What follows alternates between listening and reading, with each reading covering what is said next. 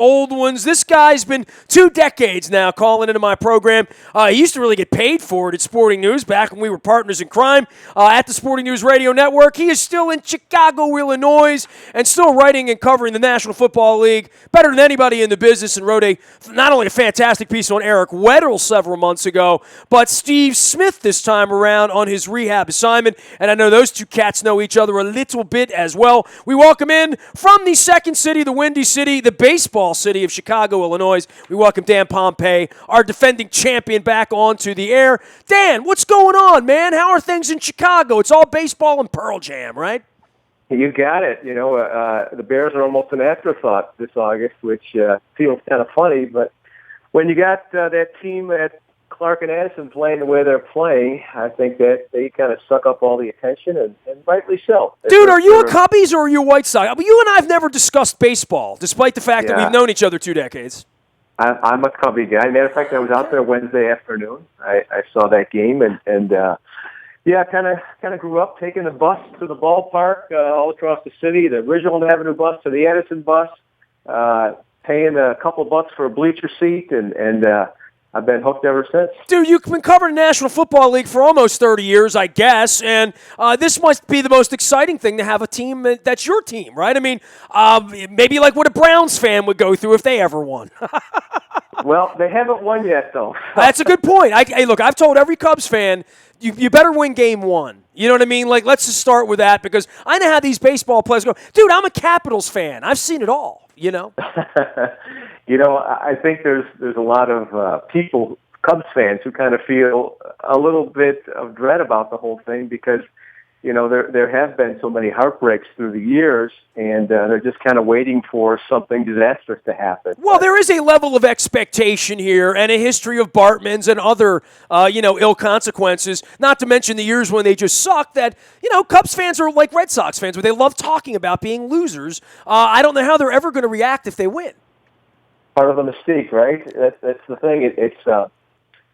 If they do win, it will change so much of the way the Cubs are perceived and the way the whole Wrigley Field experience. I mean, it really is kind of a unique situation in all of sports right now, the way the Cubs are positioned and their fans are positioned in the stadium, the whole deal. So there's no other team, right, like in any of the other sports that would have lost for as long with as big of a fan base, with maybe like the Toronto Maple Leafs winning would be similar, probably, right? I mean, really similar. Yeah, except I think, the Cubs are on a much bigger scale because of, the it's sport baseball. And sure. the city and all those things. But the fact that they've been playing since the 100 or something. So I think they really are unique in a lot of ways, and the fact that they still are so popular. Obviously, the popularity extends beyond the team itself and has to do with the atmosphere at Wrigley Field and the neighborhood and all those things. But it is a phenomenon, that's for sure. I'm rooting against them, just so you know. They mistreated me on the tour last year, so screw them. But let's get on to football, Dan.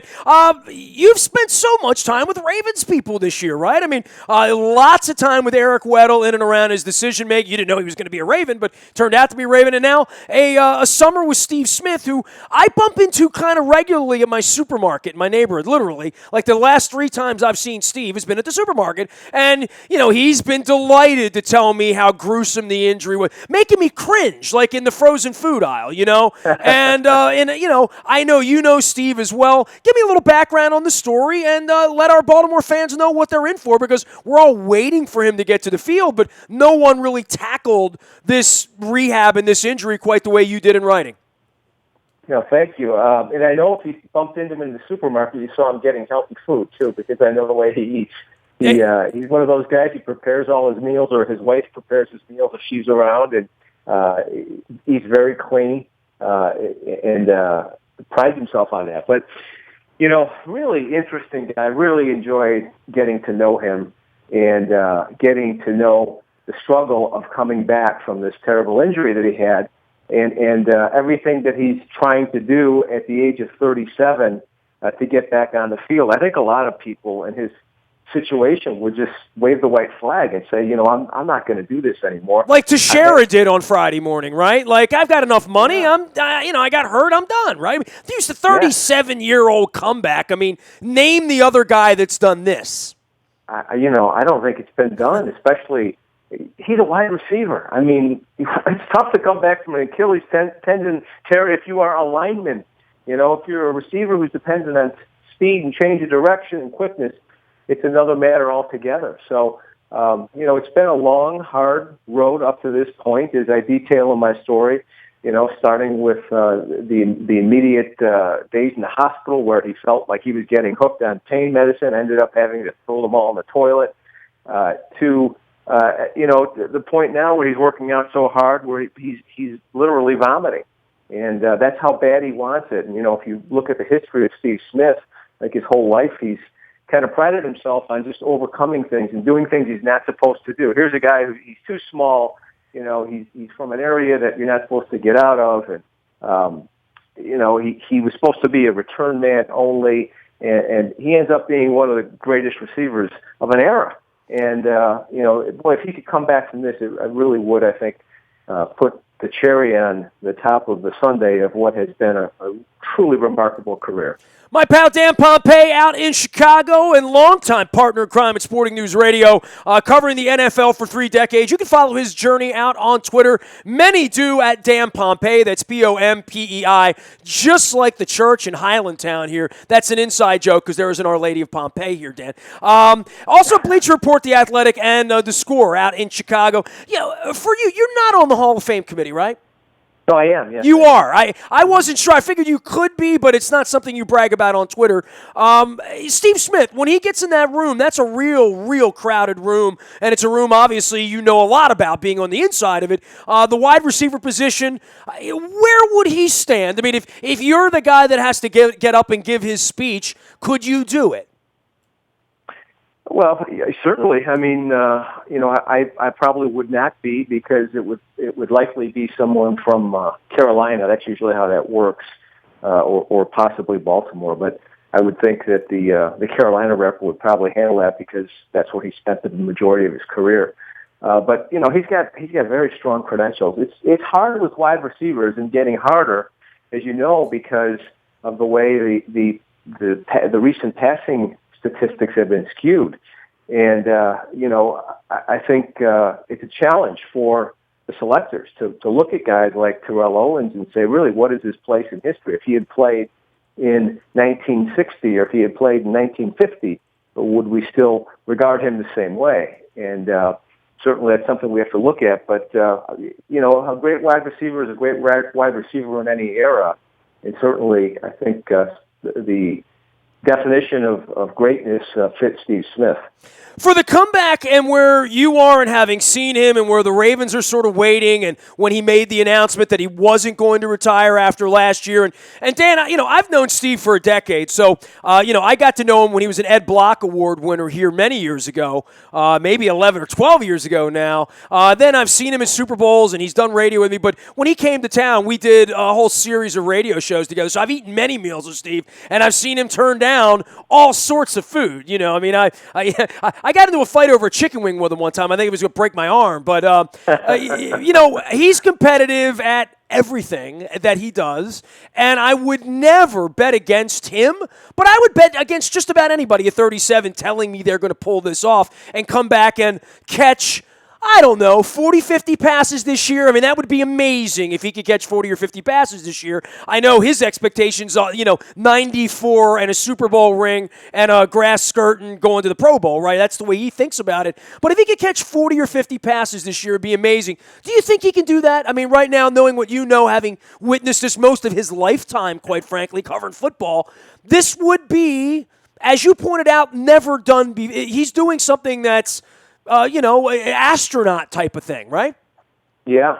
Well, I think it's kind of too soon to say, really. I think what we can say is he is a guy who thrives when he is doubted and when you tell him there's something he can't do. And he's been that way his whole life. And he was playing awfully well last year at the time of his injury. I would not be surprised if he came back in somewhat of a reduced role, though, and there were the expectations on him by the coaching staff were lessened. If he was more of a kind of picture spots guy, he has a value to that team, I believe, that goes beyond the catches and the receiving yards that he might accumulate. I know John Harbaugh thinks very highly of him. I had a number of people, including Harbaugh, come up to me when I was at the Ravens and unsolicited started singing the guy's praises, not only as a player but as a person and as a leader on that team. And it's funny because I think the outside perception on Smith somewhat is that, he's not one of those guys, or he's a troublemaker, or he's this or he's that, and it couldn't be further from the truth. I think the only reason he really still is in the league and still is a Baltimore Raven is because of the intangibles that he brings to a team like that. Yeah, and it's interesting that a guy like Suggs, who's been considered a pretend leader around here, had a similar injury as well. My vibe on Suggs is the minute that he's of no more use on the football field would be the minute that they wouldn't need a guy like him around. Same way McAllister was that way. But a guy like Steve Smith, you want him around. And look, Ozzy's been great at this, right? Like, we've talked so much in this camp about Weddle, about Watson, about bringing in veteran players that are going to pick things up. And Ozzy has been as good as anyone, whether it was Matt Burke a generation ago, when it was Saragusa and Woodson and Shannon Sharp, and even bringing out the best in guys like Sam Adams that they couldn't get out of anywhere else. There is a part of this team with Lewis and Reed gone that they need that. They have to have that. And Steve Smith would be a huge part of that. Just watching him go out and catch his first pass this year, if it's week 3, week 6, week 8, whatever it is, if he gets back on the field and catches one pass, I think it would just be an unbelievable inspirational story for the rest of the franchise. No question. There is really an art to what you talk about that Ozzy does, and the Ravens probably do it better than any team in the league.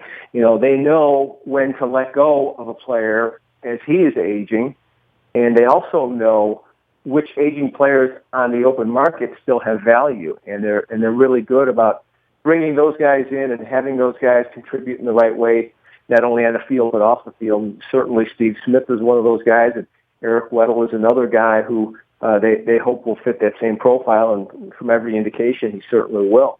But it's a smart way to go about it, to kind of find roles for those guys and see the value, because every year there are guys who are like that, who end up washing out with their team for whatever reason, but they still really can do some great things for you.